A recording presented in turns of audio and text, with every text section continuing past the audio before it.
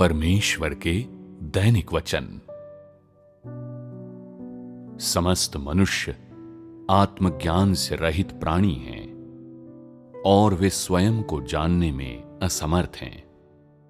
फिर भी वे अन्य सभी को बहुत करीब से जानते हैं, मानो दूसरों के द्वारा की और कही गई हर चीज का निरीक्षण पहले उन्होंने ही ठीक उन्हीं के सामने किया हो और करने से पहले उनका अनुमोदन प्राप्त किया गया हो। परिणाम स्वरूप ऐसा लगता है मानो उन्होंने अन्य सभी की उनकी मनोवैज्ञानिक अवस्थाओं तक पूरी नापतौल कर ली हो। सभी मनुष्य ऐसे ही हैं। भले ही उन्होंने राज्य के युग में प्रवेश कर लिया है, परंतु उनका स्वभाव अपरिवर्तित बना हुआ है। वे मेरे सामने अब भी वैसा ही करते हैं जैसा मैं करता हूं, परंतु मेरी पीठ पीछे वे अपने विशिष्ट व्यापार में संलग्न होना आरंभ कर देते हैं। लेकिन बाद में जब वे मेरे सम्मुख आते हैं तो वे पूर्णतः भिन्न व्यक्तियों के समान होते हैं, प्रत्यक्षतः शांत और अविचलित, प्रकृतिस्थ चेहरे और संतुलित धड़कन के साथ। क्या वास्तव में यही चीज मनुष्यों को हेय नहीं बनाती? बहुत से लोग दो पूर्णतः भिन्न चेहरे रखते हैं, एक जब वे मेरे सामने होते हैं और दूसरा जब वे मेरी पीठ पीछे होते हैं। उनमें से कई लोग मेरे सामने नवजात मेमने के समान आचरण करते हैं, किंतु मेरी पीठ पीछे वे भयानक शेरों में बदल जाते हैं और बाद में वे पहाड़ी पर आनंद से उड़ती छोटी चिड़ियों के समान व्यवहार करते हैं। बहुत से लोग मेरे सामने उद्देश्य और संकल्प प्रदर्शित करते हैं। बहुत से लोग प्यास और लालसा के साथ मेरे वचनों की तलाश करते हुए मेरे सामने आते हैं, किंतु मेरी पीठ पीछे वे उनसे उकता जाते हैं और उन्हें त्याग देते हैं, मानो मेरे कथन कोई बोझ हों।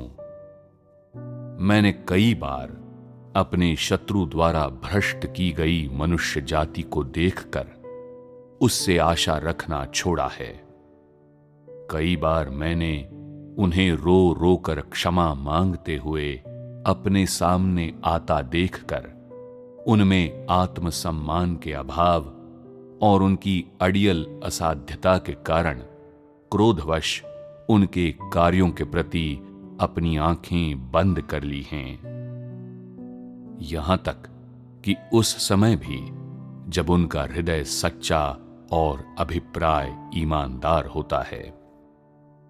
कई बार मैंने लोगों को अपने साथ सहयोग करने के लिए पर्याप्त आत्मविश्वास से भरा देखा है, जो मेरे सामने मेरे आगोश में उसकी गर्माहट का स्वाद लेते प्रतीत होते हैं। कई बार अपने चुने हुए लोगों का भोलापन, उनकी जीवंतता और मनोहरता देखकर क्यों नहीं मैं अपने हृदय में इन चीजों का खूब आनंद ले पाता। मनुष्य मेरे हाथों में अपने पूर्व नियत आशीषों का आनंद लेना नहीं जानते, क्योंकि वे ये नहीं समझते कि आशीषों या पीड़ाओं दोनों का ठीक ठीक क्या तात्पर्य है। इस कारण मनुष्य मेरी खोज में ईमानदारी से दूर हैं। यदि आने वाला कल नहीं होता तो मेरे सामने खड़े तुम लोगों में से कौन बहती बर्फ जैसा शुद्ध और हरिताश्म जैसा बेदाग होता?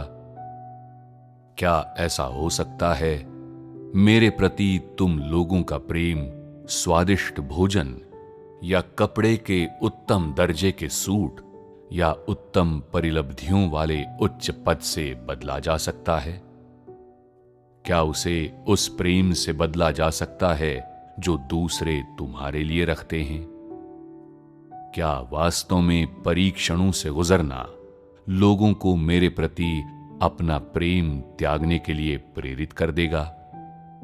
क्या कष्ट और क्लेश उन्हें मेरी व्यवस्थाओं के विरुद्ध शिकायत करने का कारण बनेंगे? किसी ने भी कभी वास्तव में मेरे मुख की तलवार की प्रशंसा नहीं की है। वे इसका वास्तविक तात्पर्य समझे बिना केवल इसका सतही अर्थ जानते हैं। यदि मनुष्य वास्तव में मेरी तलवार की धार देखने में सक्षम होते तो वे चूहों की तरह तेजी से दौड़कर अपने बिलों में घुस जाते।